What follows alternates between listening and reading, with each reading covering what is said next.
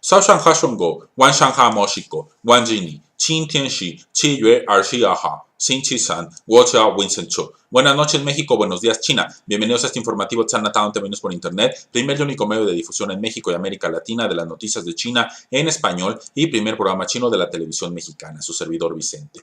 Hoy, 19 de julio de 2016, continuaremos en la segunda parte haciendo de su conocimiento la información relevante del 20 de julio de 2016. La primera nota se intitula Arbitraje de Mar Meridional de China decidido por árbitros parciales. El arbitraje respecto a la disputa del Mar Meridional de China promovido de manera unilateral por el anterior gobierno filipino, de hecho es una celebración entre los árbitros sin escrúpulos, quienes han ocultado sus motivos egoístas bajo el disfraz del Estado de Derecho.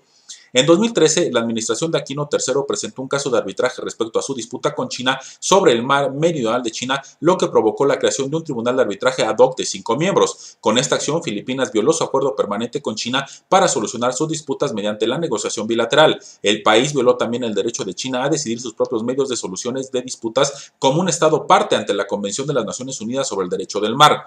El martes pasado, el tribunal emitió un llamado fallo final que niega los derechos históricos de mucho tiempo de China en el Mar Meridional de China. El gobierno chino dijo en un libro blanco que como el arbitraje no tiene jurisdicción sobre este caso en particular, los fallos decididos por él son nulos, sin efecto legal y no tienen una fuerza vinculante.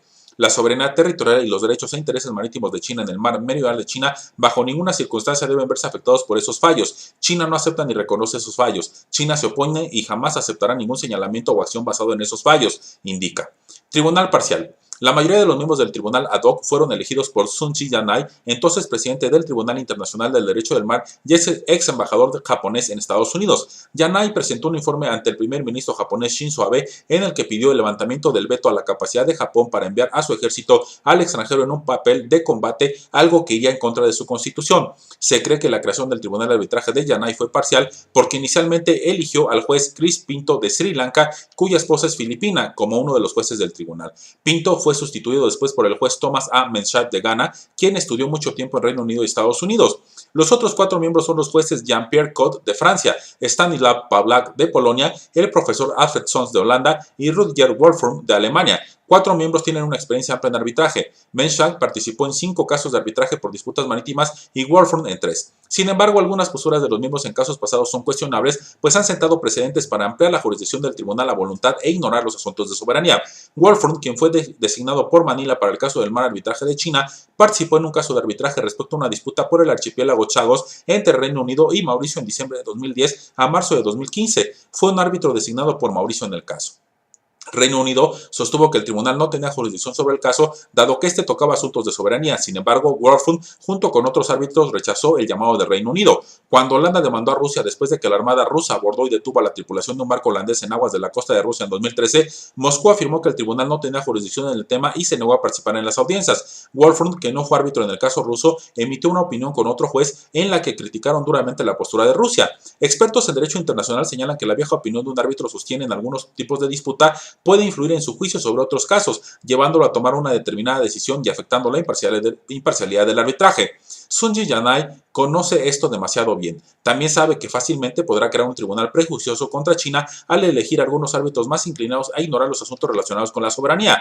Por supuesto, los árbitros parciales no son suficientes. El papel de Estados Unidos como policía global fue clave. La evidencia muestra que Estados Unidos ha estado instigando y manipulando a Filipinas para actuar en un llamado frente legal. Expertos indican que sin la cuidadosa planificación de Estados Unidos, Filipinas por sí solo no habría sido capaz de presentar el caso del arbitraje. El equipo legal de Estados Unidos no solo apareció antes del tribunal ad hoc, sino que también se encargó de la redacción del documento legal de varias miles de páginas. Pero el mérito más importante del equipo legal, comentan los expertos, es su inextricable conexión con el tribunal. El abogado estadounidense Bernard Oxman, quien representó a Filipinas en el arbitraje, previamente había trabajado con Sun Ji en varias ocasiones. Oxman también tiene cercanas relaciones con el gobierno de Estados Unidos. Fue asesor legal adjunto en temas de océanos, Medio Oriente y asuntos científicos del Departamento de Estado de Estados Unidos de 1968 a 1977. Oxman también fue vicepresidente de la delegación estadounidense en la tercera conferencia de Naciones Unidas sobre el Derecho del Mar y uno de los coordinadores del grupo del idioma inglés de los comités de redacción de la conferencia. Esto a pesar del hecho de que Estados Unidos aún no era miembro de la conferencia de la ONU. Los expertos apuntan al hecho de que las complicadas y evidentes conexiones entre los árbitros y los gobiernos de Japón y Estados Unidos, así como el de Filipinas, ha construido una enorme red de intereses políticos que pisotearon la justicia al abusar del derecho y del orden internacional, concluye esta información.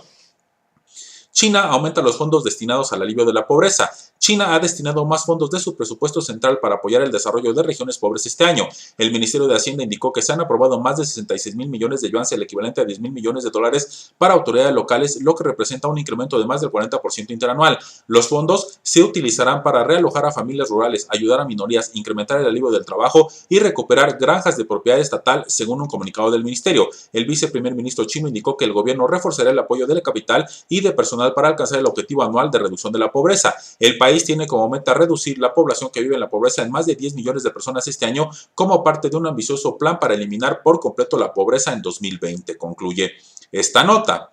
Investigan a buscador chino Baidu por supuestamente hacer publicidad de webs de apuestas. El motor de búsqueda chino Baidu está siendo investigado por supuestamente hacer publicidad de sitios web de juegos de apuestas, confirmó la Administración del Ciberespacio de China. La delegación de la Administración en Beijing está a cargo de la investigación, que indicó un portavoz del organismo, quien es responsable de regular el ciberespacio de China. Informaciones conocidas esta semana revelaron que Baidu ofrecía resultados de búsqueda que incluían anuncios a sitios web de juego en su parte comercial. También señalaban que se han apropiado de nombres e información de algunas entidades legales para hacer que los sitios de apuestas pareciesen compañías verificadas. No se ha revelado si Baidu permitía de forma intencionada esta práctica. La administración pidió a Baidu y a otros motores de búsqueda que observen una reciente regulación sobre servicios de búsqueda, puesto que es su obligación social detener la difusión de contenidos ilegales. No es la primera vez que Baidu está en tela de juicio por su modelo de negocio. En mayo, el motor de búsqueda estuvo implicado en un caso de un controvertido tratamiento contra el cáncer debido a su controvertido modelo de pagar por una posición más alta que no estaba debidamente supervisado. Tanto la administración como su delegación en Beijing prometieron que aquellos que sean responsables de facilitar la difusión de anuncios engañosos o falsos en Internet se enfrentarán a serios castigos, concluye esta información. Presidente de Xinhua se reúne con director de Organización Mundial de Propiedad Intelectual. La agencia de noticias Xinhua dará más cobertura a los derechos de propiedad intelectual en un intento por animar a la innovación, manifestó su presidente. En un encuentro con el director general de la Organización Mundial de Propiedad Intelectual en las oficinas centrales de Xinhua en Beijing, el presidente de la agencia indicó que el papel de la protección de estos derechos debe destacarse en un momento en que el gobierno chino anima un pensamiento más creativo e invención. Como agencia de noticias, Xinhua no solo produce propiedad intelectual, sino que también asume la obligación social de protegerla, manifestó el directivo, que subrayó que Xinhua está preparada para cooperar con la Organización Mundial de la Propiedad Intelectual para elevar la conciencia pública sobre este asunto, concluye esta nota. Así, damos fin al segundo informativo de este día. Gracias por su consideración. Xie xie, sai chen, min tian chen.